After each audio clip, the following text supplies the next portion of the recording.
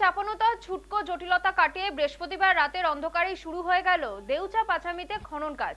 বৃহস্পতিবার থেকেই কাজ দেউচা পাচামিতে কাজ শুরুর কথা জানিয়েছিলেন মুখ্যমন্ত্রী মমতা বন্দ্যোপাধ্যায়। সকালেই দেউচার মোহাম্মদ বাজারের চাঁদা এলাকায় হয় ভিত পুজো।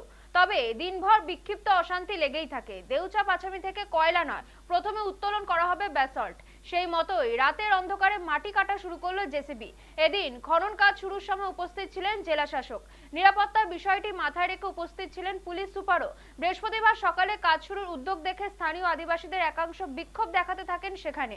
পরিস্থিতি স্বাভাবিক করতে বিকেলে মোহাম্মদ বাজার বিডিও অফিসে জেলা শাসক, পুলিশ সুপার সহ এসআরডি এর চেয়ারম্যান অনুব্রত মণ্ডল এবং সেখানকার স্থানীয় বাসিন্দাদের সঙ্গে বৈঠক হয়।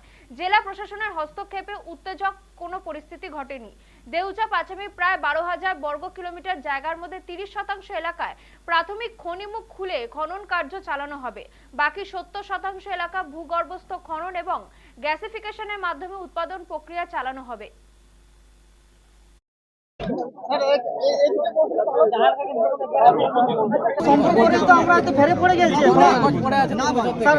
রাজ্যের মাননীয় মুখ্যমন্ত্রী মমতা বন্দ্যোপাধ্যায় যে অভাবনীয় যে প্যাকেজ, সেই প্যাকেজের সুফল তো সবাই পেয়েছেন।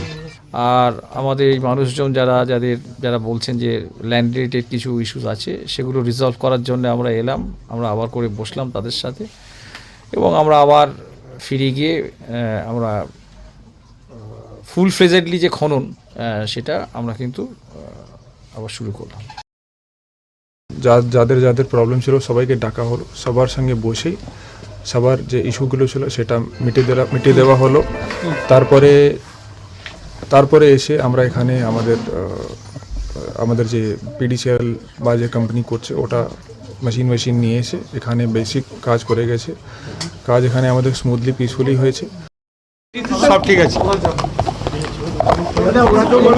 সব ঠিক আছে, সবাই ঠিক হয়েছে, রাজি।